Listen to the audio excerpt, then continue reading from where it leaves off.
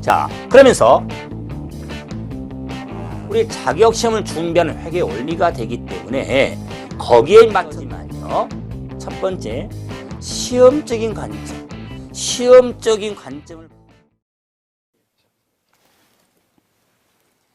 안녕하십니까. 그리고 반갑습니다.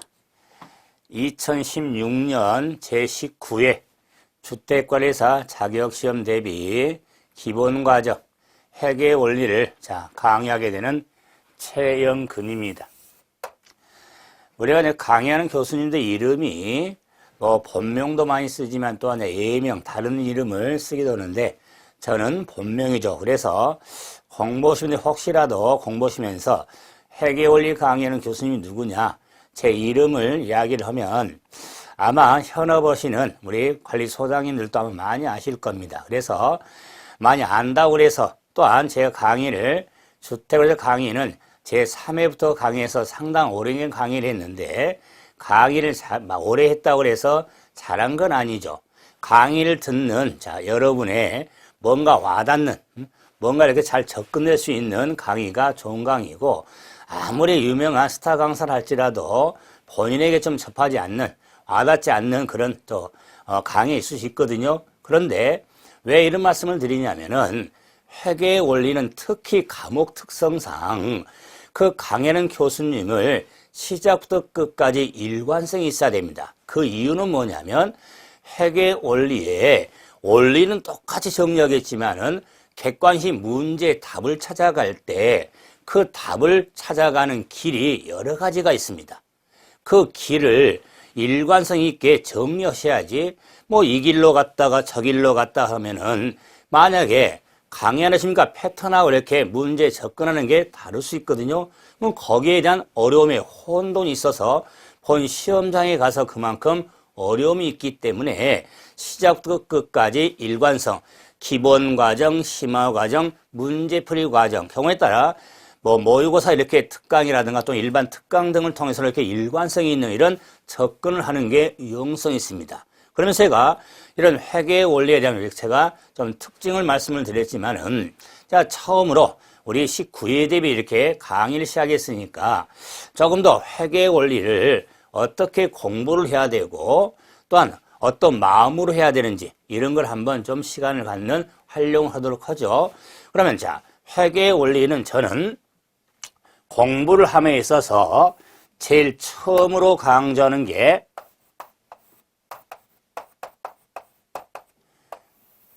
자신감입니다. 자신감. 아마 개중에 주택관리사 좀 준비 좀 하려고 어떤 과목들이 우리가 출제 과목이 될까? 이런 과목들을 봤을 때 아마 회계 원리라 이런 과목을 보면서 처음으로 접한 사람은 아마 순간적으로 아마 회계가? 이런 이야기를 할 겁니다. 그러면서 좀 더 관심을 넣어서 이렇게 이제 주위에 공보심이라든가 또는 연관된 이런 자제분이라든가 또는 관련 이런 사람들한테 회계가 좀 어떻습니까? 이렇게 물어보면은 아마 100이면 100. 너무 좀 크게 잡았습니까? 100이면 100. 회계? 아유, 너무 어려워. 힘들어. 그런 이야기를 대부분 합니다. 맞습니다. 저도 상당 기간 동안에 회계를 공부를 하면서 또한 이렇게 강의를 하고 있지만 회계 자체는 어렵습니다. 어려운 학문입니다. 그런데 우리 주택관리사 자격시험을 준비하는 회계 원리는 시험적으로 충분히 정복할 수 있는, 극복할 수 있는 과목으로 여러분이 생각을 하신다. 그러기 위해서는 자신감이 중요합니다. 이런 자신감으로 나는 할 수 있다.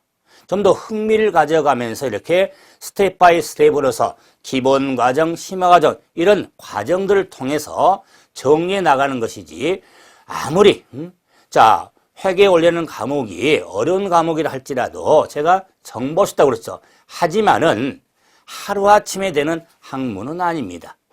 그만큼 많은 시간 등이 소요가 되기 때문에 제가 다시 언급하겠지만은 그러기 위해서는 회계는 나는 할 수 있다. I can. 이런 자신감을 꼭 가져야만 할 수 있다. 그래야 과정에 조금 힘든 이런 시간 등이 나와도 이렇게 극복할 수 있지 하는 그런 마음이 저는 중시합니다. 그래야 그 과목에 대해서 좀 더 빠른 시간 내에 또 여러분이 생각하고 있는 그런 시험에, 자격 시험에 충분히 이렇게 접근할 수 있을 겁니다. 두 번째는 저는 타겟, 목표 설정이 중요합니다. 역시 처음으로 제가 자신감을 말씀을 드리면서 이어진 의미지만은 목표 설정을 정확히 둬야 되는데, 이 목표는 우리 주택관리사 자격시험에 해결 공부하는 목표의 궁극적인 목적이 뭡니까? 목표는 합격이죠. 그러면 합격하기 위해서는 과목별로 우리 1차 과목이 회계 원리, 민법, 그다음에 시설, 개론이 있죠. 이 과목별로 과락 40점, 40점에 평균 60점, 60점 이상이 되어야 우리가 합격을 할 수 있죠. 과목별로. 그랬을 때 과락 40점이 있고 평균 60점이 있습니다. 제가 40점을 과락이라는 말을 잘 쓰지를 않습니다. 왜? 우리가 과락을 넘기려고 공부하는 거 아니니까. 그런데 이 60점이라고 하는 평균 점수, 평균 60점을 넘겨야 합격할 수가 있는 겁니다. 그럼 여기서 저는 이런 공과계통에 지금 이런 공부도 했고, 그래서 그쪽에 관련한 일을 하고 있으니까 우리 1차 과목의 민법, 시설개론, 회계원리 중에 시설개론의 강점을 갖고 있다. 그래서 시설개론은 한 80점 정도 넘게 생각하고, 민법은 기본적인 평균 정도 하고, 회계원리를 40점 과락만 넘기면 세 과목의 평균 60 이상이 되기 때문에 합격권에 갈 수가 있습니다. 틀린 건 아니에요. 그런데 과목별로 80점을 넘긴다는 것은 아무리 여러분이 좀 공부했던 과목이라 할지라도 기존에 80 넘기는 상당히 힘든 겁니다. 그렇게 처음부터 공부하신 분들은 합격하시면 계시겠지만 대부분 좌절의 맛을 보게 되는 겁니다. 그렇기 때문에 저는 회계 원리도 과락 40점 목표가 아니라 평균 60점 이상을 넘기겠다 하는 이게 목표 설정이 중요합니다. 그래야 강의하는 저도 그렇고 강의 받는 여러분도, 공부하는 여러분도 목표 설정이 돼 있기 때문에 내용 정리해 나갈 때 이거 너무 힘들어, 이거 너무 복잡해, 이런 생각을 갖다 보면은 과락만 넘기면 되는데, 그래서 아주 기초적인 것만 해도 합격하지 않을까, 이런 생각하면은 무척 잘못된 생각입니다. 그래서 강의하는 패턴에 의해서 이거 좀 힘들고 복잡해도 이건 과정적으로 해야겠구나. 그래서 그걸 시험장에 가서 이렇게 접목이 됐을 때 그런 실제 문제들에 접근해서 이런 60점을 넘기는 그런 점수의 과목이 나오게 되는 겁니다. 그래서 목표 설정을 명확히 해야 된다. 그래서 저도 강의도 과락을 넘기는 강의가 아니라 평균 60점, 만점 목표 아닙니다. 제가 60점 목표로 강의한다고 그래서 실적으로 본시험장 가서 90점 만점 나온 사람도 있어요. 그 내용적으로 봤을 때. 그런데 강의하는 내용에 있어서 이 내용은 과락 넘은 내용이요, 이 내용은 평균 넘어가는 내용이요, 이건 너무 고독점이에요, 이런 건 없습니다. 기본적인 원리에 대한 우리 회계 기준이 있는데 이에 따라서 이렇게 얼마나 숙지하고 있냐, 이런 과정이 좀 범위적 문제가 되기 때문에 목표 설정을 정확히 저는 과락이 아니라 평균 60점을 넘기는 목표로 잡고 공부를 해야만, 시작인데 시작부터 넘어집니까? 찾아서 좀 적게 이렇게 목표를 잡으면은 올라가는 의미에 좀 기분 업이 될 수 있지만 처음에 기본 목표는 60점을 넣고 공부를 하자. 세 번째는 타임. 저는 시간을 강조합니다. 그 이유는 이 시간이라고 하는 것은 핵의 원리는 자, 손하고 자, 눈이 있습니다. 눈. 자, 핵의 원리는 학문의 특성상 우리가 교재 등도 눈으로 보고 읽고 막 정독이라든가 속독을 하겠죠.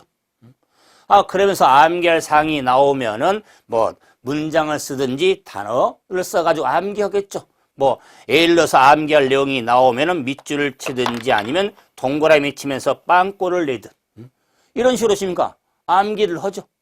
틀린 건 아니죠. 그래서 물론 눈이 중요합니다. 눈으로 봐야죠. 자, 그런데 핵의 원리는 눈으로 하는 학문이 아니라 손으로 하는 학문입니다. 손으로는 학문이 되기 때문에 많은 시간 제약을 받게 됩니다. 자, 그 이유가 우리가 자, 이제는 자, 이 오리엔테이션 OT가 끝나면 제 1강부터 다음 강좌부터 정리를 할 때 회계라는 북이라는 이야기를 할 텐데 그랬을 때 자, 이 북이라고는 장부에 기입하는 겁니다. 장부에 기입은 뭘로 하죠? 손으로 하죠? 요즘에는 컴퓨터에 칩니까? 회계 전산 시스템으로 하는데요. 그것도 만약에 마우스에 칩니까? 또는 자, 이 자판에 손으로 엔터를 쳐줘야 할 거 아닙니까? 기호를 쳐줘도 숫자를 쳐줘야 됩니다. 손으로 하는 거죠? 실무적으로 봐도. 그렇기 때문에 회계는 눈으로 하는 학문이 아니라 손으로 하는 학문이라고 생각을 하셔야 됩니다. 그렇기 때문에 눈으로 보고 이렇게 쫙쫙 문장이라든가 소리를 흘러가는 경우 하고 손으로 하는 건 시간적인 이제 우리가 제약을 보면은 훨씬 더 손으로 하는 게 시간적으로 더 많이 소요가 되는 겁니다. 그렇기 때문에 회계의 원리는 충분한 시간을 갖고 공부를 하셔야지 급하게 공부하면요. 회계의 원리는요. 정말 뭔가 안 해도 시험장 가보면은요. 잘 찍기라도 죠. 찍을 수가 없습니다.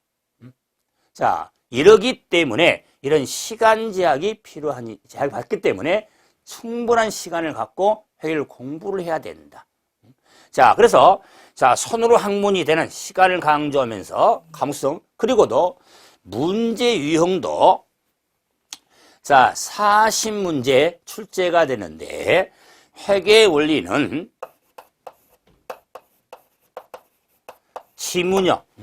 지문형 문제하고 계산형 문제가 있습니다. 대부분 학문의 자, 유형은 지문형이죠. 오지 당연히 객관식 지문에 의해서 지문형의 문제가 되면요. 우리 시설개론도 간혹 계산 문제, 뭐 민법에서 그런 게는 기한 기간에 있어서 좀 계산 문제가 있을 수 있습니다. 그래봤자 뭐 손에 꼽을 수 있죠. 그런데 회계 원리는 회계라는 학문 자체가 회계가 어카운팅이거든요. 그러면 계산 세마는 일련된 과정의 학문이 회계거든요.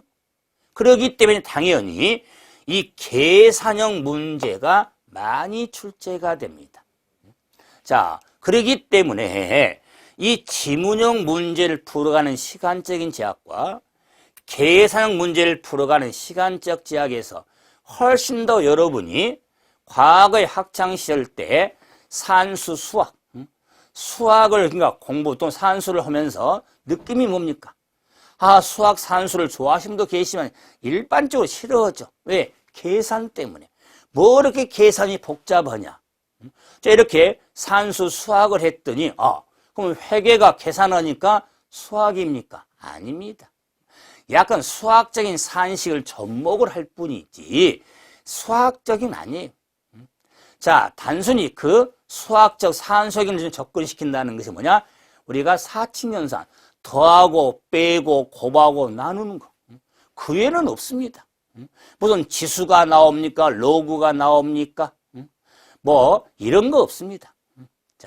자, 우리가 이런 계산형 문제에 따른 시간 제약 때문에 그래서 자, 일반적으로 지문형하고 계산형 문제가 50% 일반적으로 5대 5로서 20문제.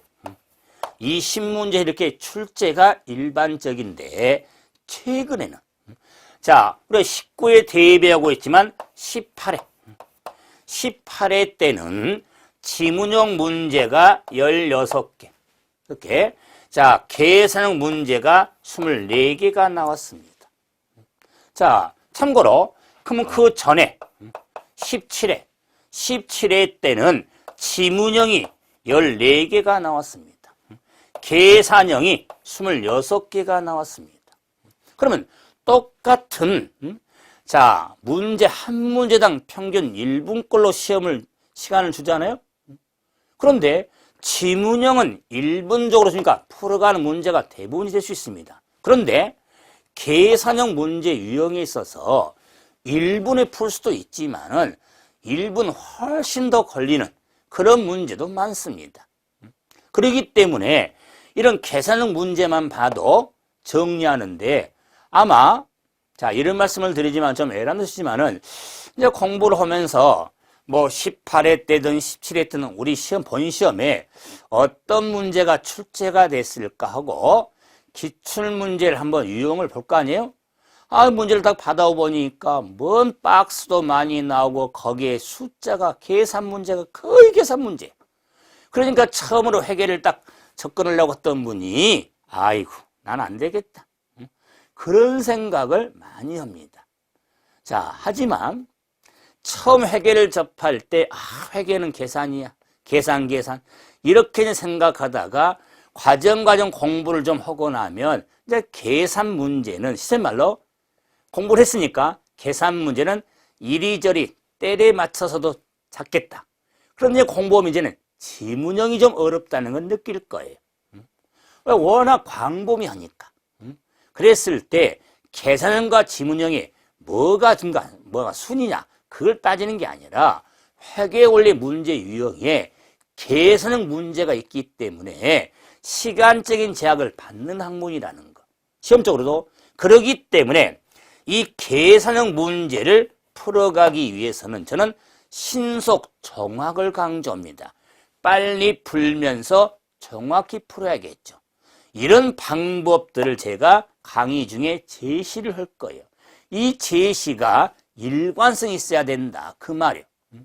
자, 그 원리적 계산을 하면서 방법론은 답을 찾아가는 길은 여러 가지 있다고 그랬습니다. 거기서 제가 기본 과정 심화를 통해서도 일관성이 정리하는 내용으로 문제 계산을 해나가야지 뭔가 좀 접근이 되지. 공부를 할 때는 A길로 하다가 문제 계산 문제는 B길로 계산하면 이런 만큼 시간도 더디고 또 본시험장 가서는 시세말로 왔다리 갔다리 혼돈할 수가 있는 겁니다. 그래서 여하튼 시간적인 제약적인 문제가 있기 때문에 충분한 시간을 갖고 공부를 해야 되는 이런 과목이 회계 원리에 대한 과목의 특성이 된다는 거. 자, 그러면서 제가 자신감이다, 목표다, 시간이다. 이 지금 의미는 여러분이 공부를 하면서 시작을 하면서 꼭 좀 염두에 놓고 회계할 수 있다. 자신감을 좀 갖자. 난 할 수 있다. 아무리 학습 능력이 만약에 여러분이 공부에 중고등학교 대학 여러 가지 과정이 있죠. 과정을 다 마스터한 사람만 하는 학문이냐? 그건 아니에요. 특히 이제 회계라는 학문에 있어서 우리 자격시험, 회계 원리라고 하는 자격시험의 회계 원리는요, 일반 회계 원리가 아니거든요. 우리 자격시험을 준비하는 회계 원리가 되기 때문에 거기에 맞춰서 정리를 하고 제가 강의를 해드리기 때문에 충분히 있습니까? 목표하는 점수는 평균을 넘을 수 있습니다. 나이가 좀 젊으면 되는데, 나이가 이제 어느 정도 좀 들다 보니까 40대, 50대면 4학년, 5학년 되다 보니까, 맞아요. 4학년, 5학년은 이해력은 빠른데 이제 암기를 좀 더디죠. 그런데 과목 특성상 암기라고 하는 것은요, 회계 원리도 암기가 필요합니다. 하지만은 제가 회계 원리는 암기 과목이 아니에요. 원리의 이해 과목이거든요. 자, 다시 말해서, 자, 이런 회계 원리가 쉽게 말해서 암기 과목입니까? 아니면 자, 이해 과목입니까? 자, 왕도는 아니에요. 하지만 저는 기본적으로는요, 회계 원리는요, 암기 과목이 아닙니다. 자, 이해 과목입니다. 무슨 이해가 필요하냐? 바로 과목 이름에 회계 원리잖아요. 원리의 이해가 필요한 학문이 회계 원리입니다. 그래서 이해가 필요하는데 이렇게 저도 강조하지만요. 첫 번째, 시험적인 관점. 시험적인 관점을 봤을 때는요. 시험은 암기인 겁니다. 아니 이해하고서 뭡니까? 그게 오래 기억을 하고 있어야 되죠. 아니 시험장 갔더니 원리는 좀 알겠는데 그에 대한 머릿속에 정확히 남지를 않아. 암기가 안 돼 있습니다. 그래서는요. 과정적으로 기본과정, 심화과정까지는 대부분 원리 이해 쪽에 초점을 두면서 암기에 대한 비중을 좀 낮추죠. 그런데 문제 풀이 과정을 하면서 마무리 과정에 갈 때는요. 회계 원리도 암기 과목을 하셔야 돼요. 이제 시험에 지니까 다가올수록 암기를 하셔야 돼요. 그런데 아무 원리 이해 없이 암기는요. 기억도 안 납니다. 오래 가지도 못합니다. 근데 원리 이해를 바탕을 두고 이제 암기를 하시면 시험에 자 날짜가 가까우니까 그게 시험장 가면 더 기억이 될 수가 있는 겁니다. 그래서 제가 향후적으로 이렇게 암기하라고 하는 일명 컨닝 페이퍼식으로 암기할 수 있는 내용도 이렇게 또 정리도 해주죠. 자, 이런 과정들이 있기 때문에 처음부터 회계 원리는 암기도 필요하지만 원리 이해적으로 해야 된다. 그래서 좀 더 시간이 더 많이 필요한 학생이 된다는 것도 한 번 더 강조를 해서 제가 자신감, 목표, 자 시간적인 우리가 충분한 시간을 갖고 공부하려는 걸 한 번 더 강조하면서 그럼 이제 우리가 기본과정, 심화과정 등의 과정을 강의를 하면서 우리 회계 원리의 범위가 어떻게 됐을까? 일명 교재 목차가 되겠죠? 그럼 회계 원리의 목차를 보시면 알겠지만은 자, 이 목차는 크게 장으로는 11장으로 되어 있습니다. 1장, 2장, 3장, 4장, 5장, 6, 7, 8, 9, 10, 11장으로 되어 있습니다. 11장. 자, 이럴 때 1장 하면은 회계 원리의 기초. 회계 원리의 기초 파트가 1장이 되고 2장은 회계 원리의 기술적 구조가 2장, 3장 하면은 회계 이론적 구조가 3장, 자 4장 하면은 자산회계, 5장 하면 부채회계, 6장 하면 자본회계, 7장 하면 수익비용회계, 자 8장 하면 현금 흐름표, 자 9장 하면 회계 변경 및 오류, 수정, 10장 하면 재무제표 분석, 11장 하면은 원가 관리회계, 자, 영역으로 이렇게 크게 11장으로 되어 있는데, 굳이 말하면 1장부터 이렇게 이제 10장까지를 11장이 원가 관리회계라는 이렇게 파트로 된다면, 10장까지를 재무회계 영역으로 볼 수 있습니다. 그래서 시험 과목이 회계 원리로서 민법이라든가 시설계로는요, 여러분이 우리가 시험 공부를 할 때 과목의 출제 분포도가 있거든요. 이 민법 중에서도 어떤 것을 출제하겠다. 시설계론도 어떤 출제 범위가 있거든요. 그런데 회계 원리는요. 회계 원리 전범위 끝. 민법은 민법 그러니까 그 법의 내용 중에서도 출제 범위가 있어요. 시설개론도 시설의 내용 중에서도 그 범위가 있어요. 딱 정의가 되어 있습니다. 자, 어떤 범위에 몇 문항 출제하겠다. 근데 회계 원리만큼은 전범위. 그렇기 때문에 회계 원리라는 자 범위가 너무 광범위하게 있는데 그거 출제하겠다 그 말이에요.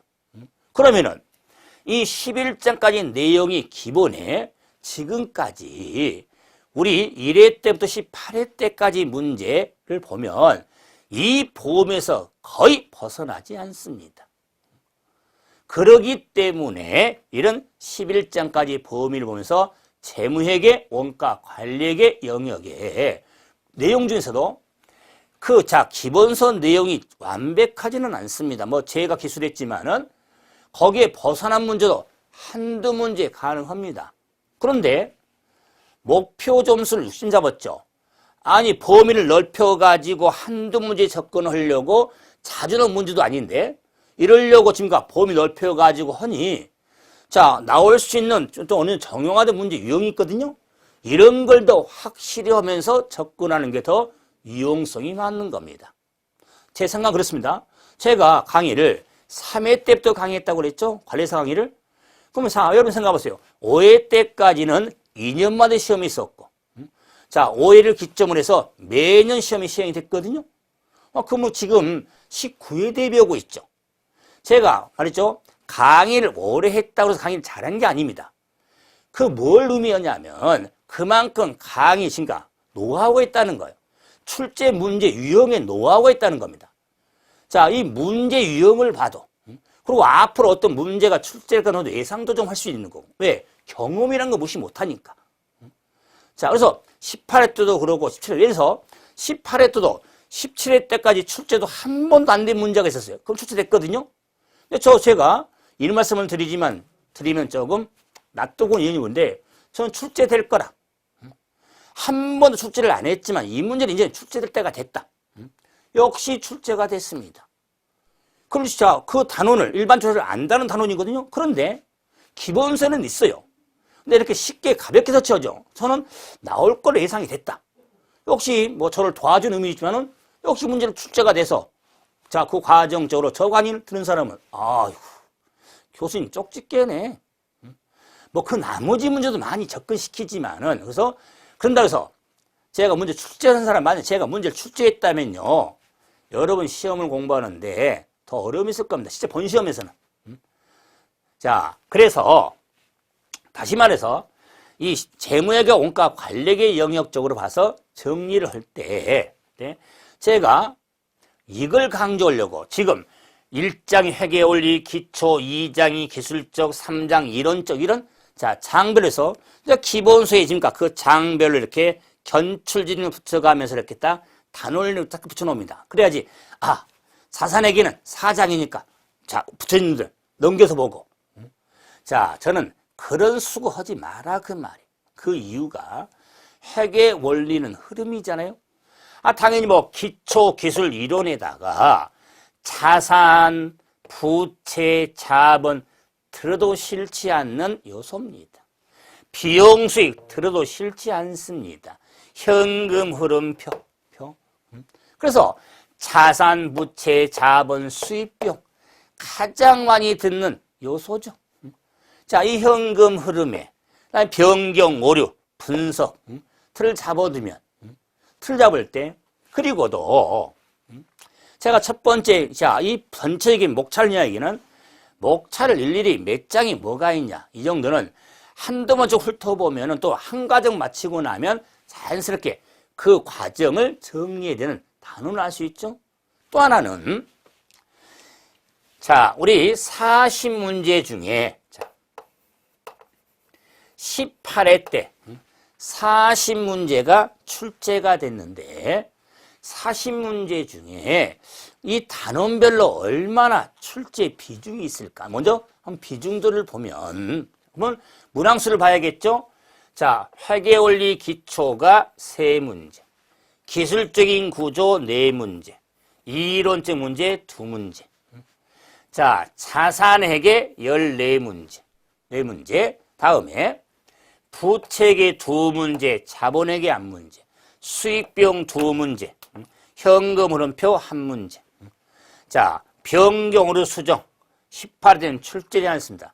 분석 문제에서 3문제. 이제 원가 관리액에서 8문항이 출제가 됐죠. 자, 그러면은 이 출제 문항 분포의 18회 때는 관연도보다 조금 더 어렵다고 좀 생각할 수 있는 문제가 나왔거든요. 그런데 거의 비슷하게 좀 쉽게 출제했다고 할 수가 있습니다. 그랬을 때도 차이점은 좀 다른 점은 이 변경 오류 수정이 보통 한두 문제 이렇게 출제가 됐었는데 18회는 출제 문항수가 없죠. 그런다 그래서 19에 대비하면서 변경 오류 수정이 출제 안 되냐? 말할 수 없습니다. 그런데 눈에 확 띄는 숫자가 보이죠. 자산 14문제, 원가 관리액의 8문제. 특히 원가 관리액의 8문제는 거의 고정적입니다. 거의. 그렇기 때문에 딱 제가 그랬죠. 회계원리는 출제 단원의 범위에 대한 분포에 대한 언급이 없습니다. 우리 법에. 그런데 정형화적으로 지금까지 출제된 문항은 원가 8문제인데 많이 힘든 단원이죠. 자, 그럼 다음 설명하고, 그럼 제가 이렇게 3문제, 4문제, 2문제, 14문제 그래서 목표가 60점. 60점은 이 문항수가 하지만 60점을 맞으려면 24개를 맞아야 하거든요. 24문제를. 24문제를 맞아야 돼요. 자, 40문제니까 뭐 24문제. 만약에 괄학 40점 하면은 16개를 맞으면 되죠. 자, 그래서 이 자산에게만 이씨말로 집중 공략을 하면 괄학을 넘기고 60점 가지 않을까? 많이 나오니까. 뭐 이렇게 2단원, 저단원 다 공부를 하냐? 넓으니까. 그래서 뭐 2문제나 1문제 나오는 이런 문제 또는 단원은 가볍게 터치하고 많이 나온 단원만 열심히 하자. 틀린 건 아니죠. 하지만 공부만 아시겠지만 시간 배정도 자산회계가 가장 범위가 넓습니다. 정리할 내용도 엄청 많고. 그래서 문제가 그만큼 많이 출제가 된다는 것은 그만큼 범위가 넓다는 거예요. 하지만 문항수가 적게 나온 게 있죠. 그럼 이 경우는 범위가 그렇게 넓지 않고 충분히 오히려 더 접근할 수 있는 문제가 출제가 되는 거예요. 문항수가 적게 출제된 문제는 더 예측 가능한 문제가 많아요. 그래서 범위를 넓혀지니까 공부하는 데 힘이 들지 모르지만 오히려 문제와 접근해 갈 때는 그만큼 더 쉬워진다는 그런 생각을 갖고 공부하는 의미에서 결론. 문항수를 쓰는 이유는 그냥 분포를 생각하라는 거지 편식하지 마라 그 말. 회계 원리를 공부하면서 편식을 하면 건강에 좋지 않습니다. 아니 이것저것 다 맛을 봐고 먹어야지. 맛있는 것만 골라 먹으면 건강에 좋지 않죠. 뭐 시험 준비를 함에 있어서도 그냥 전략적으로는 그런데요. 전략을 세워야 될 거 아닙니까? 전략은 지금 세우는 게 아닙니다. 기본 과정, 심화 과정에서 전략을 세우는 게 아니라 한 번쯤 전체 공부, 왜? 과목의 특성도 어느 거면 그 내용들도요, 뭔가 만약에 단원별로 그 단원과 다음 단원 단절된 게 아니에요. 서로 연결이 돼 있는 겁니다. 그 연결 내용에 대한 이렇게 범위를 나누는 것에 불과한 거지 전혀 단원별로 특히 회계원리는요. 전부 서로 연결이 돼 있습니다. 연결이 돼 있기 때문에 어느 한 단원만 만약에 빠뜨려도 만약 이빨 하나가 빠지면 씹는 데 고생이 되죠. 그런 식으로 전반적으로 우리가 기본 심화 과정에서는 이런 편식하지 말고 단원에 대한 집중들도 높여나가야 됩니다. 그러면서 이제 시험에 다가왔을 때 기본 심화 과정 한번 들어놓은 게 있잖아요. 그럴 때 조금 더 전략적으로 마무리해 나갈 때는 아무리 중요한 단원에도 집중을 해야겠죠. 만점 목표가 아니니까. 근데 시작 기본 과정, 심화 과정을 하면서는 이런 생각을 제가 버리라는 의미에서 편식하지 말라는 것으로 언급해서 제가 시험이 다가오는데 이것저것 다 하라고할까요? 바탕된 게 있으니까 이 내용에 더 집중을 해달라. 좀 더 이제 고를 수가 있잖아요. 근데 지금 처음부터는 그러지 말자. 자, 이런 의미에서 제가 이 단원에 따른 목차에 우리가 출제, 분포에 따른 언급에서 결론이 뭡니까? 편식하지 말라는 겁니다. 그래서 회계 원리를 이제 본격적으로 내용 정리해 나가면서 기본 과정 해 나가면서 제가 이것저것 이야기를 말씀을 드리는데 사실 더 하고 싶은 이야기도 많습니다. 이런 내용들은 이제 과정 내용 정리해 나가면서 더 필요한 내용이 나오면은 또 언급도 제가 공부를 하는 테크닉 이런 것도 아마 언급을 해드릴 겁니다. 그래서 우리 19회 대비 우리가 정리를 해 나가면서 회계 원리에 대한 오리엔테이션 OT를 여기서 마무리 짓고 이제 다음 시험부터는 본격적으로 이제 기본서 내용을 정리하도록 합시다. 수고하셨습니다.